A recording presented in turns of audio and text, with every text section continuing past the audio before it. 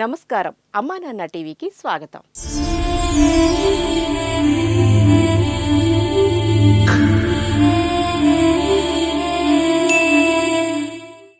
మానవత్వంతో స్పందించే మానవ దేవుళ్ల సహాయ సహకారాలతో అమ్మా నాన్న అనాథుల పుణ్యక్షేత్రంలో జీవిస్తున్న 600 మంది అనాథులు కడుపు నిండా తింటూ సంతృప్తిగా ఉంటున్నారు. అనాథులంటే ఇష్టపడి ఈశ్వరుడు ఈ పుణ్య ప్రదేశంలోనే శ్రీ సోమనాథేశ్వర స్వామిగా కొలువై ఇక్కడికి వస్తున్న భక్తుల కోర్కెలు సిద్ధింపచేస్తున్నాడు. అనాథులకు సేవ చేయడం కూడా అదృష్టంగా భావించే సేవామూర్తులు ఈ రక్షణాలయానికి వచ్చి వారికి తోచిన సాయం అందిస్తున్నారు. శ్రీ సోమనాథేశ్వర స్వామి దర్శన భాగ్యం కోసం అమ్మా నాన్న అనాథుల పుణ్యక్షేత్రానికి విచ్చేశారు ఓంకార్, పర్ణిక అనే భక్తులు.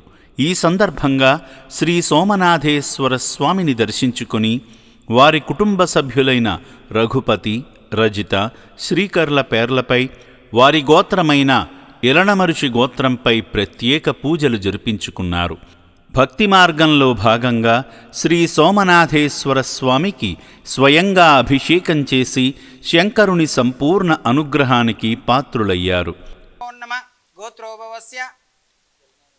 ఎలనామఋషి గోత్రోభవస్య నామధేయస్య రఘుపతి నామధేయస్య రజితా నామ్ని ఓంకార్ నామధేయస్య పన్నికా నామధేయస్య శ్రీకర్ నామధేయస్య अस्माकं सह कुटुंबानां क्षेम स्थैर्य विजय वीर्य అభయ ఆయు ఆరోగ్య ఐశ్వర్యాభివృద్ధిరస్తు.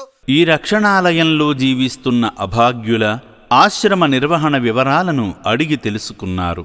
ఈ రక్షణాలయం గురించి చాలామంది చెప్పడంతో చూద్దామని వచ్చామని, ఈసారి వచ్చి తమ వంతు సాయాన్ని అందిస్తామని అన్నారు.